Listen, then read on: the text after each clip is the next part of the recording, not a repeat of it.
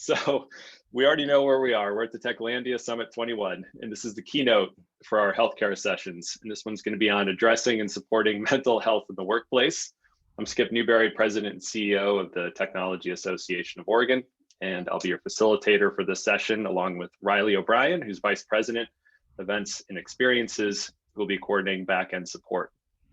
So between a global pandemic and historic social unrest, the events of the past year shone a spotlight on a number of long-simmering issues and greatly exacerbated others, including the mental health of entrepreneurs and tech professionals. We want to thank you for joining us for this conversation about the warning signs, as well as strategies and tips for navigating stressful situations and seeking help. A couple of rules of engagement before we start. All participants have been muted, so please remain on mute unless a TAO staff member unmutes you and calls on you to talk.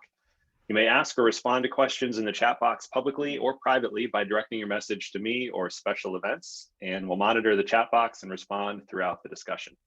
We'll ask you all to engage via the participant icon on your screen. We also ask that you please engage with us on social media during this session. We're excited to share what's happening throughout Techlandia Summit and to get participant takeaways from our events. The session's also being recorded, so my little gaffe there earlier is going to be memorialized forever and will be found on TAO's YouTube within 24 hours of this event. We hope you'll join us for other sessions during Techlandia Summit 21, including our second healthcare session at 11 a.m. today. And also we'll have climate and environment tomorrow, Wednesday, June 23rd, also at 9 a.m. and 11 a.m. A big thank you to all the investors in Techlandia Summit. We appreciate your sponsorship and are excited to explore topics related to agriculture, healthcare, climate and environment, as well as infrastructure throughout this week. Those include Comcast Business, Fortinet, Grail, and SAP. Finally, it's my pleasure to introduce our moderator for this session. We have Dr. Ben Michaelis, psychologist, management coach, speaker, and co-founder of the Group.io, the Decency Project, and also the Clinicians Collective. And for our healthcare keynote panel, we have Pamela Brown, who's employee learning and development manager at Salesforce, Brandon Shelton, founder and managing partner at Task Force X Capital Management, and Reggie Weidman, Chief of Staff and Head of Strategy at Lytics. Ben, the floor is yours. All right, thanks so much, Skip. I really appreciate it.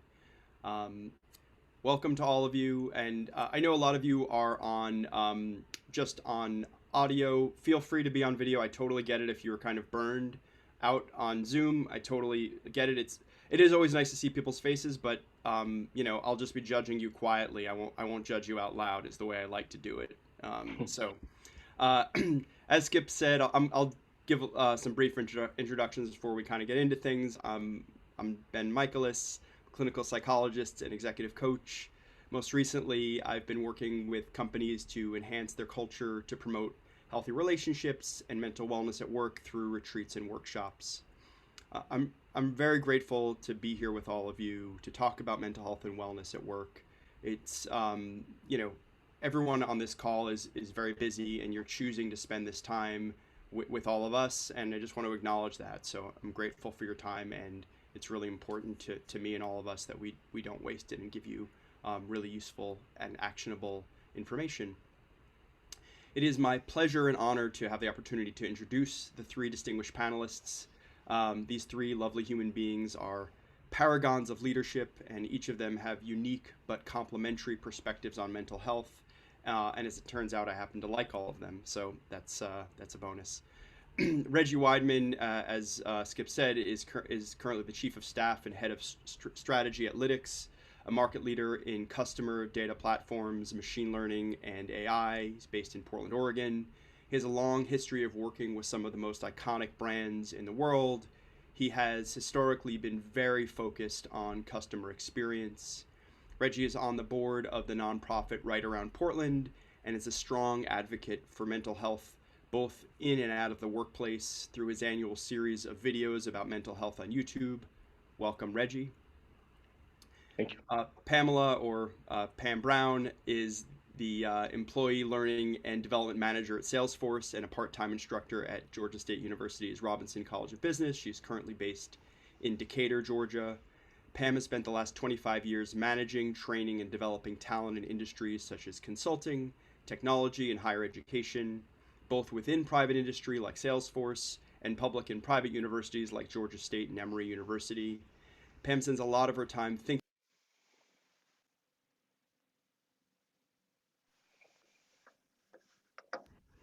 Okay, I think I'm unmuted now. I'm not sure how much of that you missed, but you were good. We got just about all of it. Okay. Yeah. I can start over. I mean, I'll start over. I'm sure everyone wants to hear mine again, Ben. So just do it one more time. Just kidding. It's the same shtick, so I can start over and you can laugh again. Well, I'll just say welcome, Pam. Thank you. And finally, Brandon Shelton is the founder and managing partner of Task Force X Capital Management, a veteran-led advisory and venture capital firm focused on growing seed and early-stage startups, which are led and co-founded by high-performing ex-military leaders. He is based in Charlotte, North Carolina. Brandon developed his financial, strategic, and operational skills through various experiences in high-intensity and change environments from the military after September 11th, all the way through his career in Wall Street in 2008. Brandon is an outspoken advocate for mental wellness within the entrepreneurial and military communities and takes a very active role in discussing these issues with any companies he chooses to support. Welcome, Brandon, and thank you all for being here. So I'm just going to dive right into it. I'm going to direct my first question to Reggie, but I want Pam and Brandon to feel free to engage as well. Reggie, you have been very much out in the forefront of mental health advocacy at Lytics during the pandemic. Can you just tell us a little bit about how you got there and about your experience making these videos over the past couple of years? Yeah, no, for sure. I think the how I got there actually it was from before the pandemic. Is actually from my days at Salesforce, where I had a person I mentored came to me and was asking for advice on dealing with their anxiety. And I gave them a lot of good advice on how to deal with their anxiety, and they were very thankful. But when they walked away, or we ended the call, I thought, well, probably the most important thing I could have done was to let this person know that I suffer from fairly extreme anxiety. And the fact that like they didn't know that was a sign of hope, you know? And so that kind of stuck with me. Like, why didn't I tell my story when that would have been super valuable for this person and for anyone? You know, so then flash forward to the pandemic, and you might find it's hard to believe, but I had a lot of time on my hands. And so when May rolled around, I was like, well, what's something I can do? And I said, well, why don't I just start telling my story? So the first year I did it, it was just me talking about topics of mental health, talking about my own experience and my own journey. And it was really rewarding. And I had people reach out to me and say, you know, thank you for doing this. Thank you for talking about this. You know, now I feel like I can talk about it. And that kind of evolved into me, one, wanting to talk less, and two, wanting to sort of elevate other voices. So the idea for this year, which we just did this last May, was to just bring other people in from all walks of life, primarily focused on the tech industry, and just let them tell their stories, whatever they are, whether they're issues of substance abuse or whether they're mental health specific issues, or just, you know, lifelong trauma stories that they've been trying to get through. It's extremely valuable when you get to hear someone talk about something that is an experience that you can relate to, and then it encourages people to tell their own stories, because really we just need to talk about it and remove the stigma. So that's kind of how it all evolved. I really appreciate that, and you know, we've had a chance to talk a little bit about this notion of community, and like, all of these are micro communities. Everyone that's on this call right now, we are a community right now. It's a brief snippet in our life, but we're all together. And one of the things that I really appreciate from you and Brandon and Pam is that your sort of sense of community. And one of the things that came up a lot was this notion of responsibility. So I wanted to just sort of direct this next question to Brandon about the notion of responsibility and mental wellness. Who do you feel is responsible for promoting mental wellness within companies? Perfect. I was able to unmute myself. Okay. Yeah. First of all, thanks for having me on. I don't live in Oregon, although it's one of my favorite places on earth. So I don't envy your heat right now, which is super weird. We're pretty conditioned to it here in the Southeast. Yeah. So, but to answer your question, Ben, listen. I personally, I worked in the military, I've worked in enterprise, and now I'm a small venture capital firm. So I'll only speak to it I'll answer your question from my current role. I think the venture capitalist or the outside investor into a small startup. So when I say small, I mean 2 people, 5 people, 10 people who are 24/7 wearing 67 hats trying to beat the odds. So for everybody on the call, most founders fail, and especially in the technology space. And so it's an interesting ride. We have an interesting vantage point as an outside investor, and as a small institutional investor. Investing early, we normally take a board seat or we check in with the founders very frequently, once or twice a month, if not more dynamically, where they reach out asking for help. And so it's been interesting. And I just think that the venture capital firm has some onus. We bear witness to their decision-making capabilities and quality over 1, 2, 3, 5 years. Average age of an exit for the audience in the United States is still about 6.5 years, especially for a tech startup. That's if you're successful, and that's the average. And we generally believe, and my belief is over the last 5, 6 years of doing this, is that environment can be very difficult for founders and their immediate teams. Day in, day out, bearing those stresses. 1, 2, 3, 4, 5 years. We've had some of our founders who've spent many months in Afghanistan and Iraq and other places in terrible combat situations. And they have commented that although the 2 environments are very different, this long grind of being a founder creates different stressors for them. It's not one-to-one. And so I just think that the investor has some accountability. I think you can't just sit there and say, oh, they're not going to make it, so I'm just going to drift away from them and not take their call because I'm hunting for one unicorn out of 10 bets. So I just think that if you truly are founder friendly and founder focused as an investor, which is what most venture capital firms put on their website, I think you bear some responsibility. I think you should do it as a human, not just as an investor. But if you truly are managing capital for your investors, for other people, you can't just sit there and say, oh, we invested, we walked away. No, I think you need to go the extra mile as a human, as a professional, and as a partner.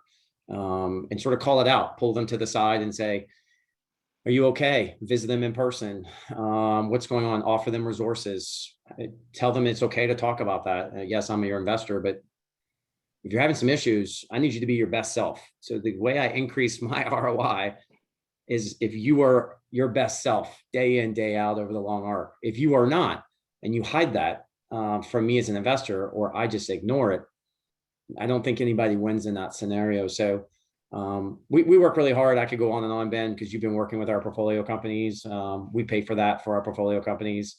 But yeah, we just think of the investor has a unique vantage point, to seagull come in and out on a periodic basis over a long period of time and, witness, those founders, how they make decisions and how they grow and how they persevere. One of the things that I think, and thank you for that, Brandon, that I really appreciate, is that you have definitely been out on the forefront talking about this. He wrote a great article, by the way, yesterday, which I will share with everyone afterwards. And talking about this, look, I think that there is this stigma that exists broadly, but also in micro communities in particular, in the entrepreneurial community, where you're trying to get people to take bets on you, within the military community.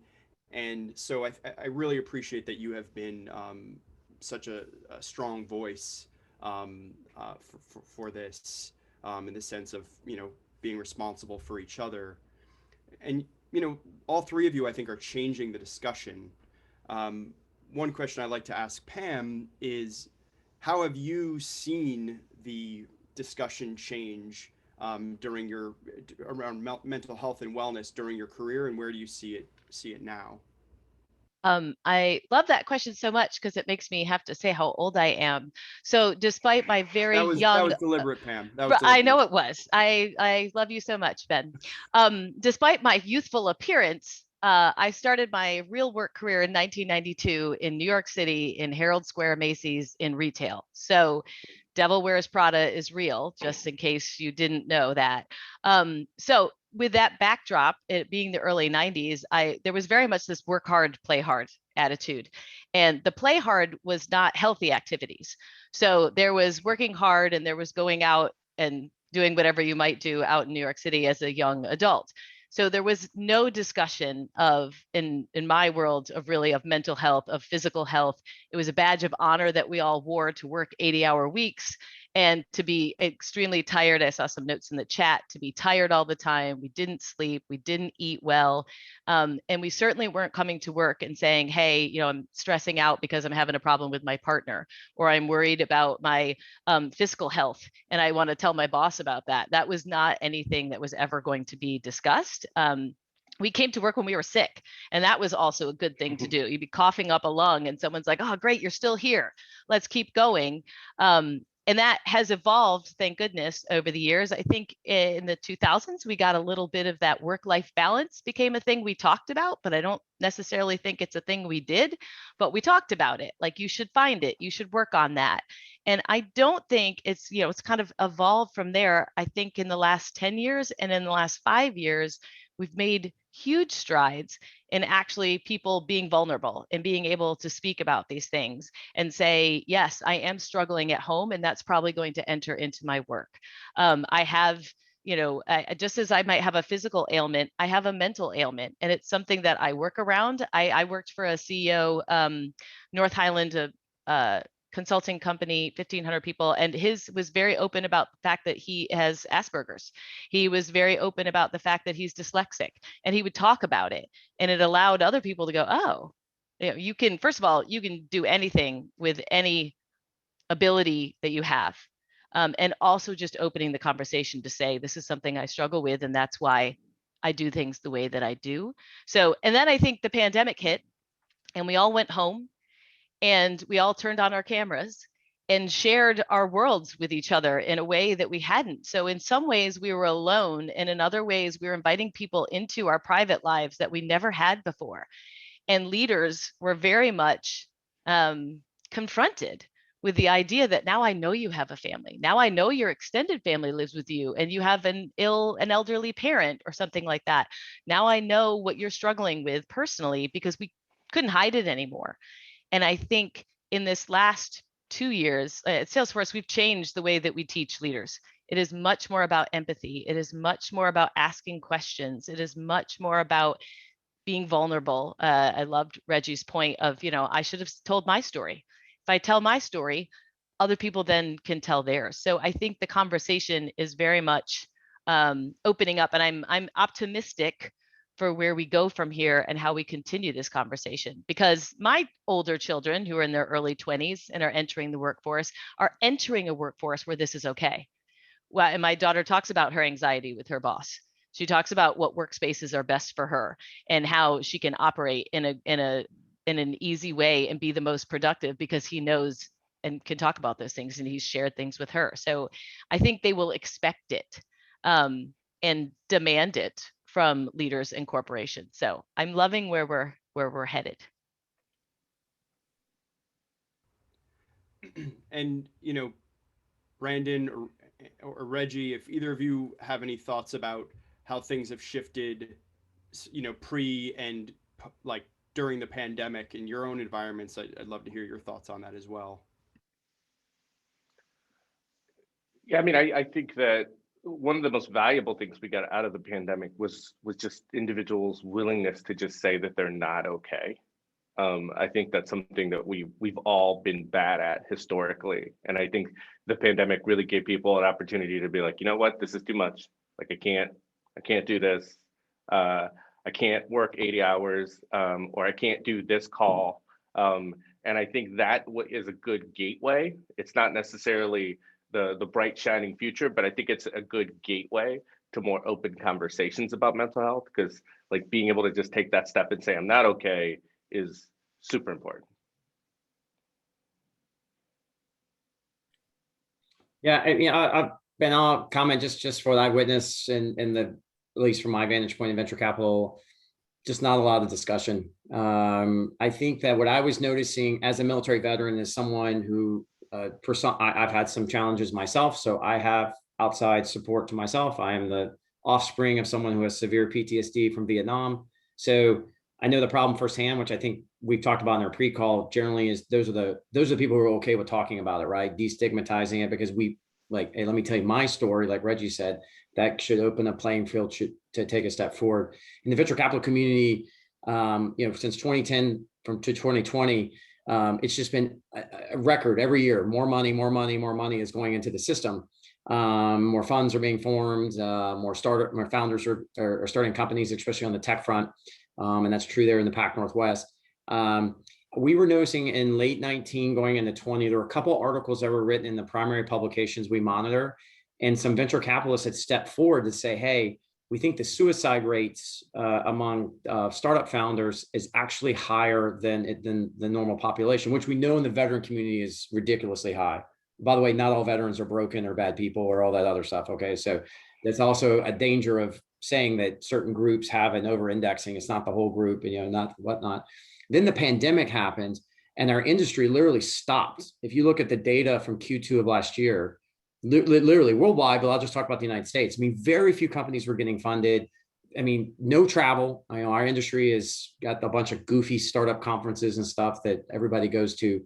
But like it kind of stopped.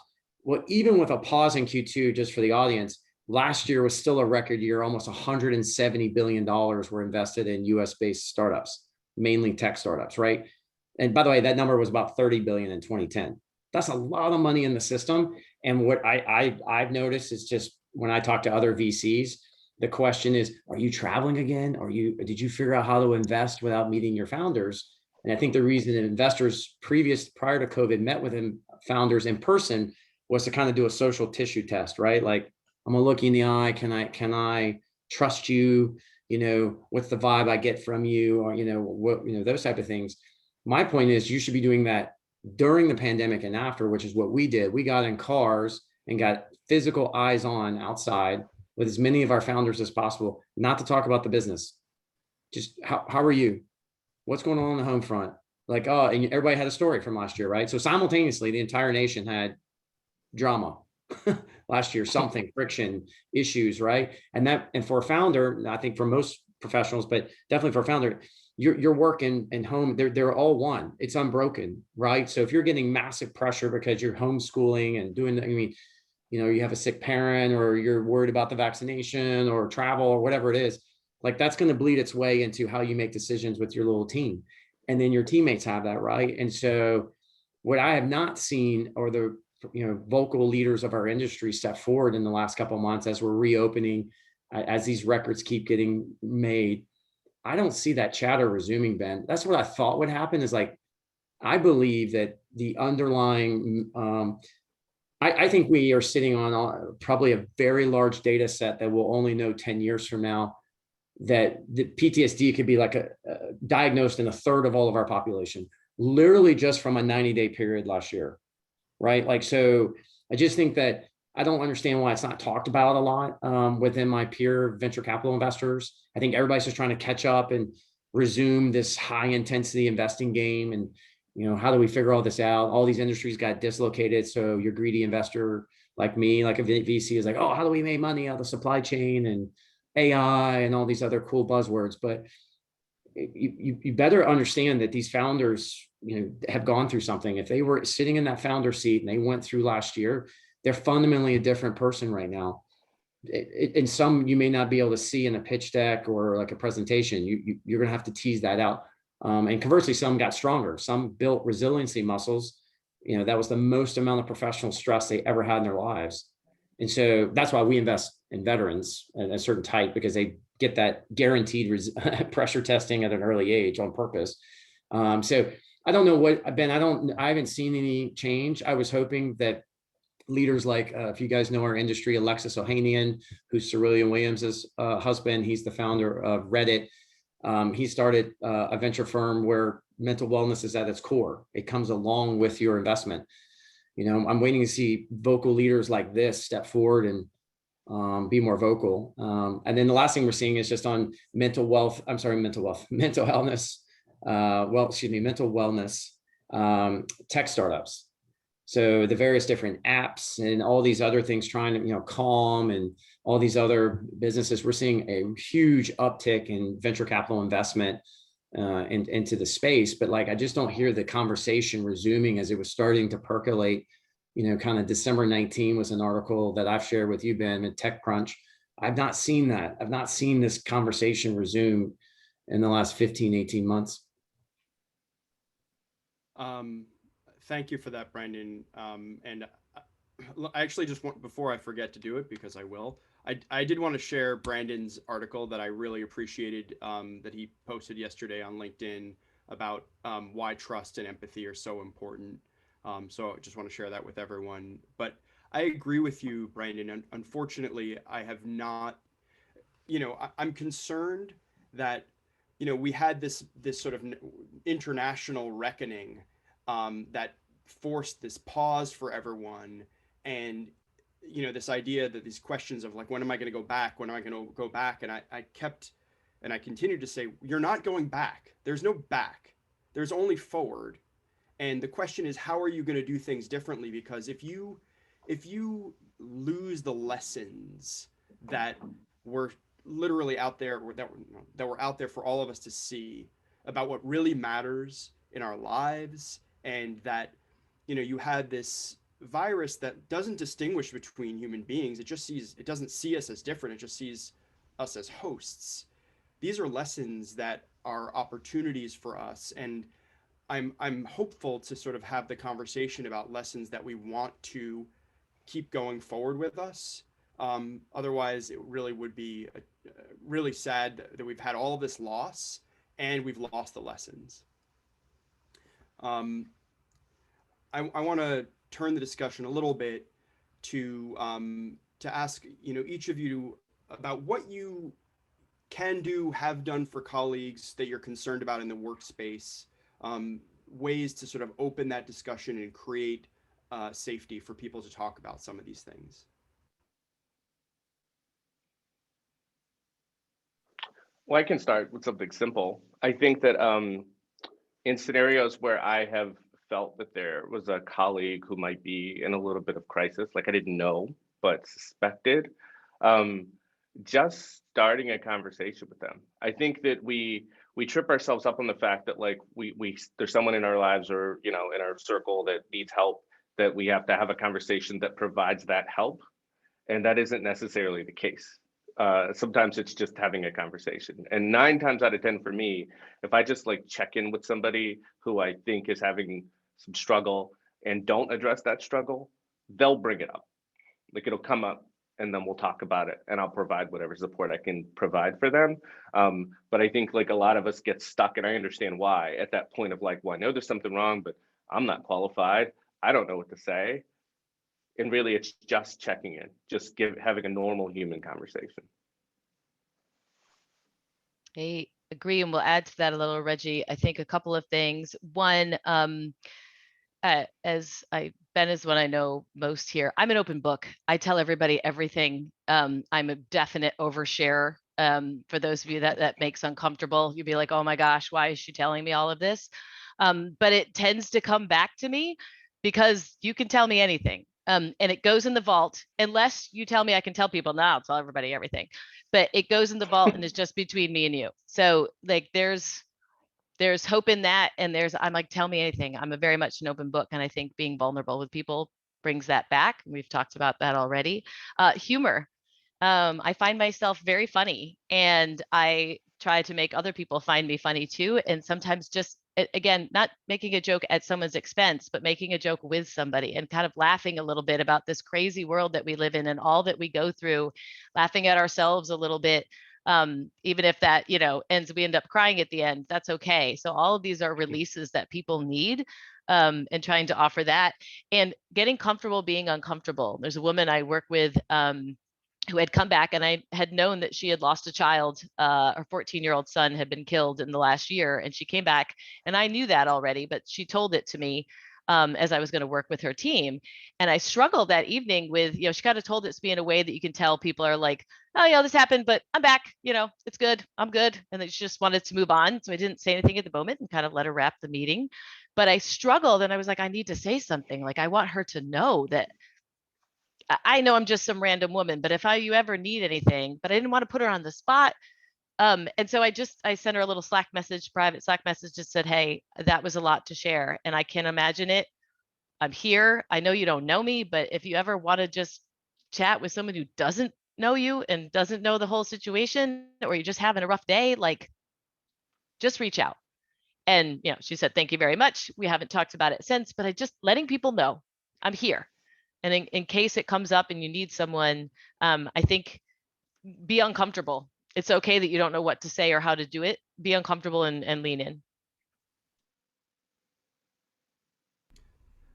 I think that one of the things that both Reggie and Pam mentioned that I think is really important to recognize is that you don't need to be trained in these things, at least to just connect with another person.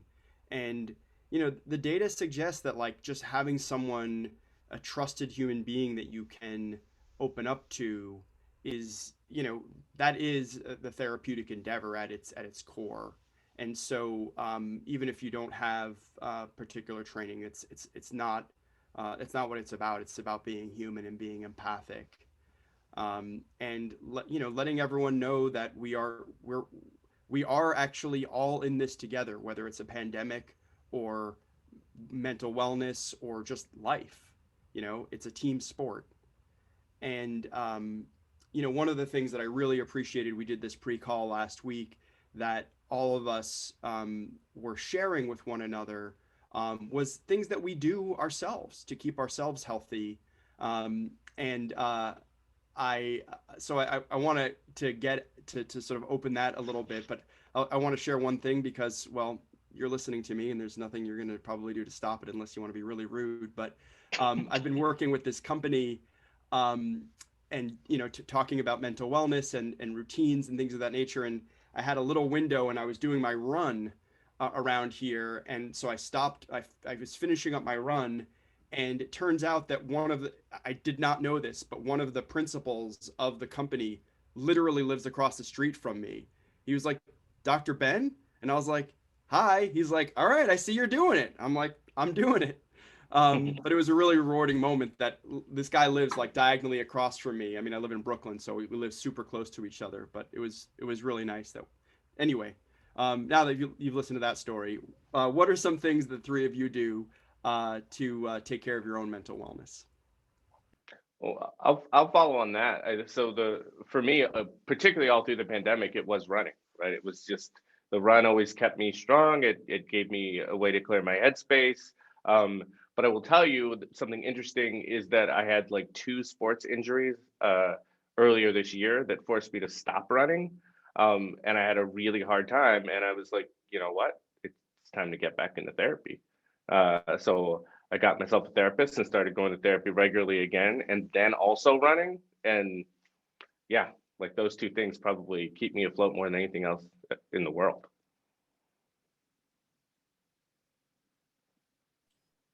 Sure, I'll go. The only thing, my routines really didn't change, Ben, during the pandemic. It's just that I realized how important they are. So, I work out every single day. I track all my calories. If you were to know me, you would laugh because I wear it on my sleeve. I have a Whoop strap, so I'm maniacal about my sleep. I want to measure it. I don't want to wait until I feel terrible to go to some physician to then tell me take some, do something. I want to, in the military, we used to call it preventative maintenance. I don't know why it's not more commonly adopted given the obesity rates in our country, but like, I just think that, you should take ownership every single day of what you eat, put in your mouth, when you go to bed, how you manage your devices, how you treat your body. The one thing I have accelerated is starting to view my brain, my mind, as a muscle and not as an organ. And so I've been doing a lot of independent reading based on a lot of your suggestions. In terms of, I want to know what the facts are. There's a lot of science that's out there that frankly, it's not in the mainstream discussions. We know what type of running shoes we need and all the different diets and stuff like that. But so a lot of really sophisticated and contemporary information out there around sleep, blue screens, stuff like this. And so I probably have accelerated those routines, but I just think that I have 3 kids and my wife works, and I know there's a moment, I'll tell the group, last May, at the end of May, someone said it back to me, but I'll repeat it, the ism. is that he was a military guy, and he said, Brandon, I've never felt so combat ineffective, which is a phrasing we used to use, right? And it would be a percentage. And that would be the readiness of your people, your equipment, your process, right? And I was like, man, that's a good point. He goes, I'm a 70% dad, a 70% spouse, a 70% teammate. My health is at like 40%. He goes, I'm like ineffective across the board. And I was like, man, I had that exact same feeling at moments, right? And so what you do with it is on each of us, right? In terms of make that change. But those are just, to echo Reggie, I think that exercise piece is really, really important. I'll just round it out. I am another runner. I run with my husband, which is great. I run with my girlfriends, which is great. I run by myself, which is great. People at work know that if I'm in an ornery mood, they can just put my running shoes on the desk and be like, and they don't have to tell me that I'm acting like a terrible person. So it definitely keeps me sane. I will say, what I realized in the pandemic is I love like gym classes and being with other people. And I love that somebody forcing me to do it a little bit harder, a little bit better. And I just got a trainer again. I was like, I need to Brandon's point, and your friend's point, I would very much be combat ineffective. I haven't worked as hard this year as I needed to, and it has felt so good to re-engage in something like that. So highly recommend if there are things that you kind of forgot about. We all got busy, we all went home. How do I get those things back? To your point, Ben, I'm not going back to normal. How can I do it in a different way? And how do I find the things that I was missing? And I really think the other thing is putting my work phone away. I've learned to leave it in the office, my office / bedroom, and not let myself look at it at night or in the evening, because that definitely affects my mental health. And it was my husband who would be like, why are you on that thing? Why are you looking at it? What's going to happen? I'm like, I don't know. So I'm a bit compulsive, and my own obsessive compulsive behaviors, I need to run them away. And I also clean like a crazy person, I'll say. So that also helps me sometimes. Thank you for that. Yeah, I think that the phone thing it's so hard. And I'll share that at the beginning of the pandemic, when news was coming so quickly, I was just kind of glued to my phone, and I was like, I'm not sleeping as a result of this. And I made a rule about no phone in the bedroom, which was critical for me to start to sleep again. Um, you know, One of the things, and we've had some questions about this, so we can address some of those directly, but I think that I want to make sure we get to is actually providing actual resources for people, so that they have things that they can use and they can refer to. So I have some of my own ideas, but I'd like for each of you to offer anything you'd like to share with folks, resources with regard to mental health.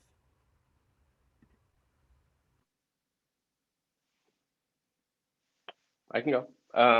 I thought a lot about this question, and for me, I think the most important thing that any of us can do, and I think this supports our own mental health as well as the mental health of people around us, is just the modeling. So like one of the things I talked about it during Mental Health Awareness Month, was putting your therapy on your calendar as therapy instead of as doctor's appointment or private or lunch, because people are going to look at your calendar, and when they look at your calendar and see that you're in therapy, that normalizes the idea of going to therapy, and it maybe makes them think, I should go to therapy. I'll go to therapy too. And so I think modeling the behaviors is super important, because I think we all have our different strengths and weaknesses. So there are areas where I can totally be upfront and say, this is something I've got under control. This is something I've figured out. This is something that I know how to be a better human. And I'm going to demonstrate it to the people around me. If the people around me are doing the same thing in other areas, maybe there's somebody who's got, Brandon's got a better fitness routine than me. That's going to inspire me to hear that. And I think that's the modeling is just so important, because I think that what we don't do is we don't demonstrate either our best or worst selves to each other, right? Like I don't know what's great about you, and I don't know what's bad about you. I just know what's Instagram about you. So if we're willing to say, here's some things that I've done to be more successful in my life, here's some areas that I'm still working on, it just opens the door for anyone around you, strangers, friends, colleagues, relatives, to see that and be inspired by it, or to be wary of it, and to also examine themselves. So for me, modeling is literally the most important thing anyone can do, whether you're a leader, whether you're an individual contributor, or just a colleague.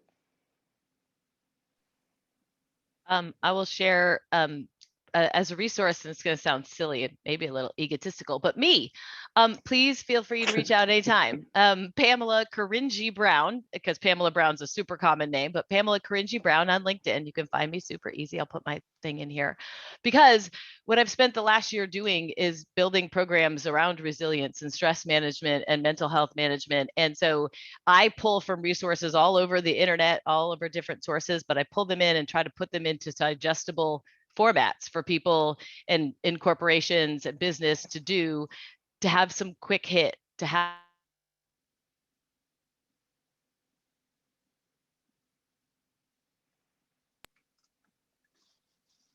I think she's having some internet issues. He was on a roll. I know. All right, Brandon, you want to? Sure. pinch So it? yeah, so I'll pinch it. So I'll give one personal and one team. So on the personal front, I can't tell you enough. Sleep, you must track your sleep. I don't care how you do it. If you want to do it old school and write pieces of paper and do sort of your perceived sleep, it's a game changer. You can read the science. I'm sure Dr. Ben can share some of the recent studies. You can do devices. Just know most of your devices from a sensor standpoint are directional at best. Okay, so just look for the trend over the time, but just, it's not hard. Put the thing on you or write it down. You would be stunned. Have one glass of alcohol at night or do a trip. I mean, I'm just telling you, you can control a lot of your happiness and the clarity of your thought by just understanding your sleep patterns, right? And then there's a whole explosion of sheets and beds and devices and rings and watches and all that stuff trying to address it. But just take some, I would take an hour this weekend and just open source Google it and figure it out. On the team front, one of the things we did with Dr. Ben is I remember I'm dealing with a lot of former military people who, oh, we're not weak. We've been in the military, nothing that a startup can do. I'm tough. I've got one or two founders like that who constantly resist this. So it's not a slam dunk for all veterans type thing. What we did with Dr. Ben last year is we did one trial session. Now I'm in a control position, and I have a budget. So I can turn on a talking session and design it and invite people to it. Okay, if you're not a P&L owner, you can suggest this to your boss, or you could attend another group. But what we did is we created a sandbox where the discussion could start to happen, but with someone who's trained, like someone who is academically trained and connects mental wellness and health to performance, right? So no offense, Dr. Ben, but there's a lot of, frankly, posers out there. Okay, so these are people that mean well and everything else, but for us, do you do the thing? Are you academically trained? Are you having live repetitions at it? Are you on the leading edge of it? These type of things. So when I invite people to it, so in our case, our founders and their teams, they're not just seeing some talking head, they're seeing someone who is on the leading edge and can speak to it in a fact-based manner, right? And so then we made it voluntary, and it's been interesting. We have probably half our teams attend, and then the ones who do attend keep coming back each month, which is kind of interesting, right, Dr. Ben? And then they bring more of their teammates, which is really interesting, right? And we role model it, right? So because we're the boss, we're the P&L owner, I talk first. Ben asks me very personal questions. I share it. I take the stigma out. Yes, I'm in therapy, or I have a therapist or performance coach, whatever you want to call them. Yes, I understand the problem set. Yes, I've had issues, you know what I'm saying? And so not everybody feels compelled in their own style to talk in that environment, but what it does is it just loosens up some of the thought lines, I think, and I think it increases the awareness. They may not say it in the Zoom or whatever, but I promise you it makes an impact. That's some of the anecdotal feedback we've gotten. So at a very efficient dollar amount and a very efficient time amount, and doing it virtual, so you're in the safety of your own home, you can find the Dr. Bens out there. You just need to work with whoever your boss is or wherever the budgets are. Make it voluntary. If there's some sort of weird thing in your company where they don't allow stuff like this, then do it after hours. Make it voluntary on the Saturday. But it's a very community-driven thing. And so if you're talking to an expert who can tell you what's going on, that individual person can process it. It's been really powerful. So just a suggestion in terms of something you can do as a team within your organization.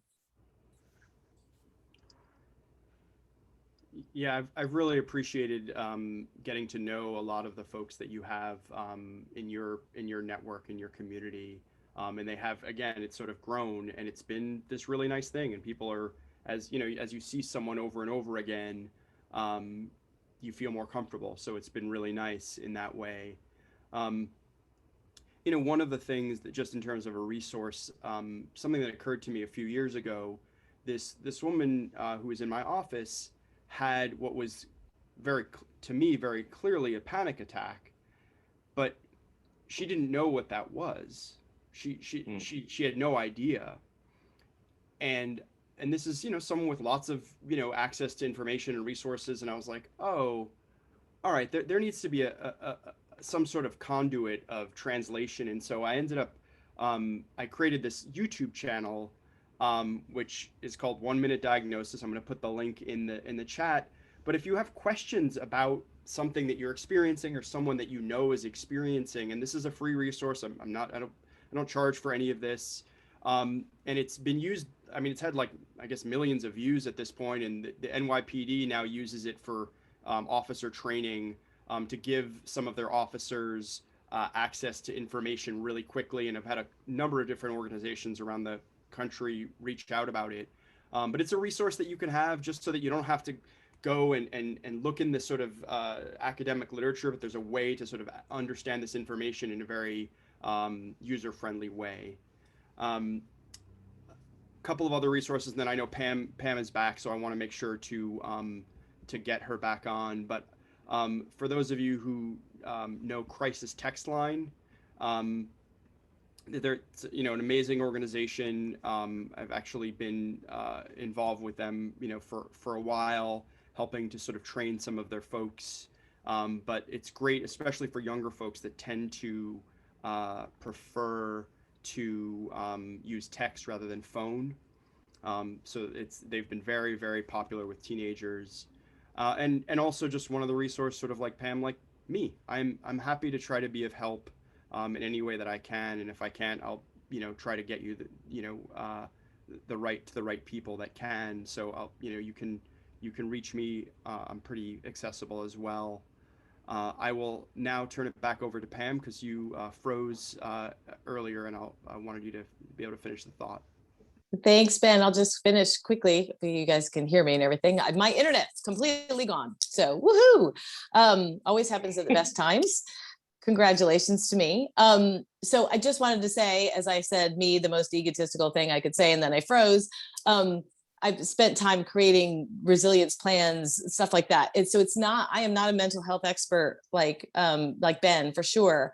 But if you're looking for something kind of in the corporate environment, and how do I do it there, and how can I kind of bridge this gap, I'm more than happy. And again, like Ben, I know a lot of phenomenal people. I had said this on our pre-call, I'm not special, but I know a lot of really special, awesome people. So I'd be happy, reach out to me. I will get you to the right person in the right place. So happy to do that. And we'll put my LinkedIn in there. That's totally true. Pam is not special. I just want everyone on this call to know that. She's one of the least special people I know, which is why I'm just glad that she's here, just as an example of unspecialness. So I'm here to make everyone else look good. Thanks, Ben. Thank you, Pam.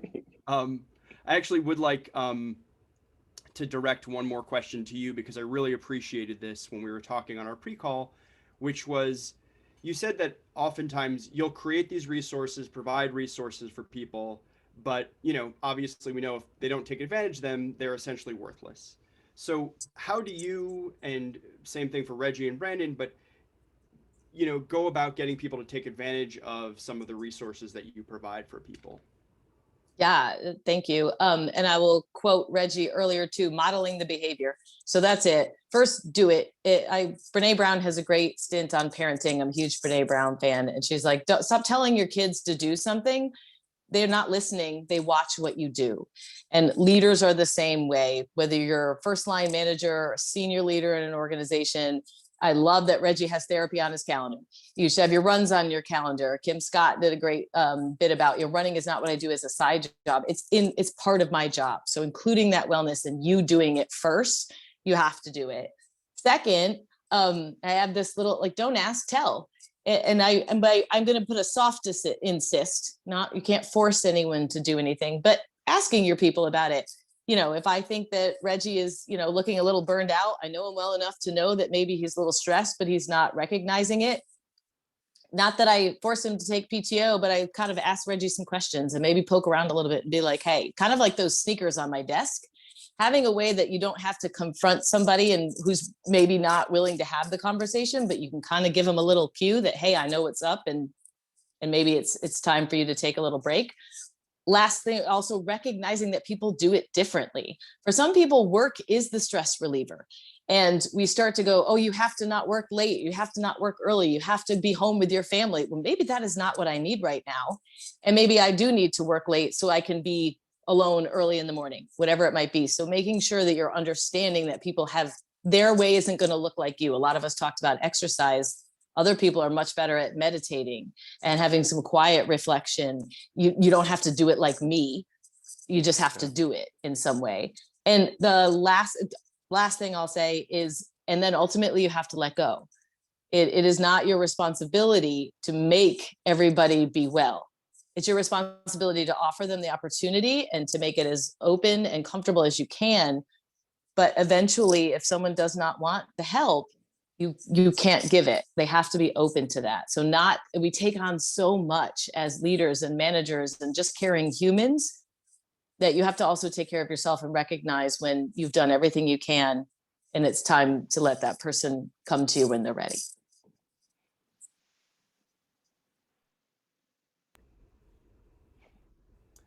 I just want to jump in because I think that's all incredibly well said, especially for such an unspecial person. I think you did a really good job.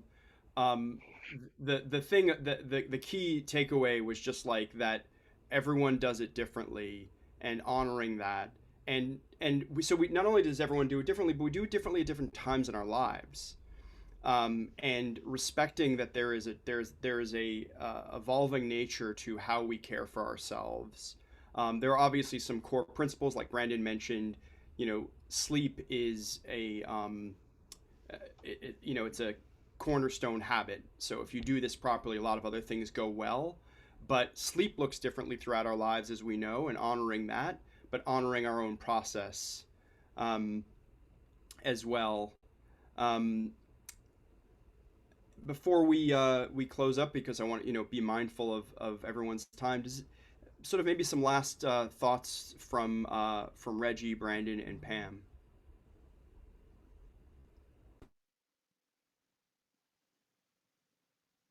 I always go first. You go first, Pam. Damn it, Reggie. Final thoughts makes there's so much pressure. I think that but it is really simple.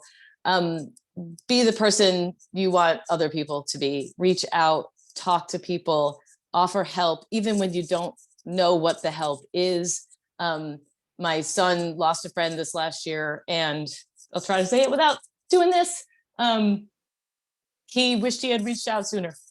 So don't be afraid to pick up the phone. Don't be afraid to send the text.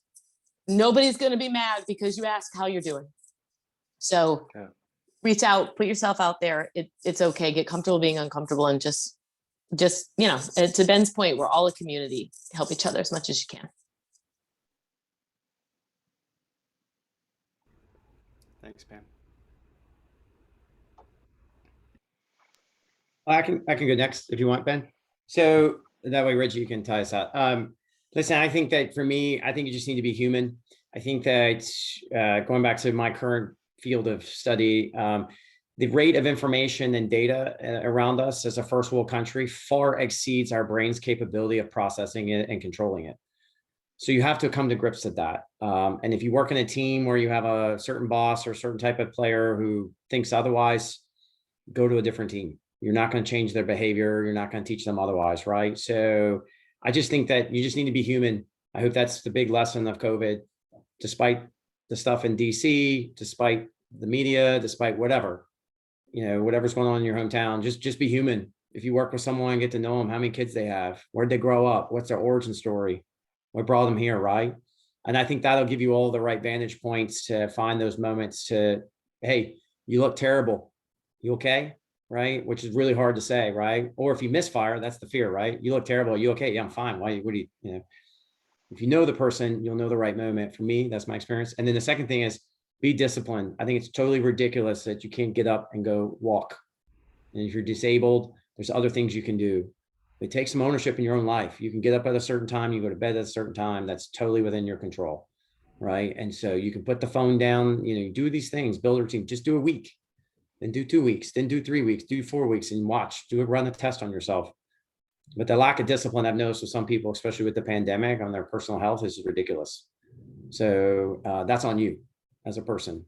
So if you need help, trust me, I'll call you. I'll yell at you in the morning if you want to get up and exercise, whatever you need. But like, just be disciplined. Do something. Do one thing. To your point, Ben. Like Ben, sleep is the one I would attack.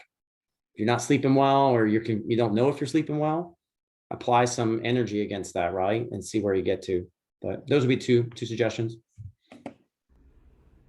Thanks very much. And Reggie, maybe you can bring us home. Well, we have no time, so I'll just say I appreciate having the opportunity to do this. We have Pam and Brandons in our lives besides these actual Pams and Brandons. So make sure you find those people and you talk to those people and you remember to take care of yourself. That's all I'll say. Thank you again, all three of you, and for being on this panel, and thanks to everyone for joining us. And I'm hopeful that it was time well spent for all of you. And Ben, Reggie, Pam, and Brandon, I mean, I have to say, just as a spectator, that was probably one of the most important conversations that we've hosted as an organization this past year. So thank you for putting so much time and thought into this and sharing, your time respectively with us for this last hour. We're definitely going to be distributing this one widely. So thank you as well to all the folks who attended. And also we'll be following up with resources to any of the questions that were submitted that we didn't get to. We'll send out some written responses from folks where they have appropriate answers. And then also just wanted to say thank you again to all of our supporters for this summit this week: Comcast Business, Fortinet, Grail, and SAP. Thank you for your support, and I hope you all have a great day. Thanks.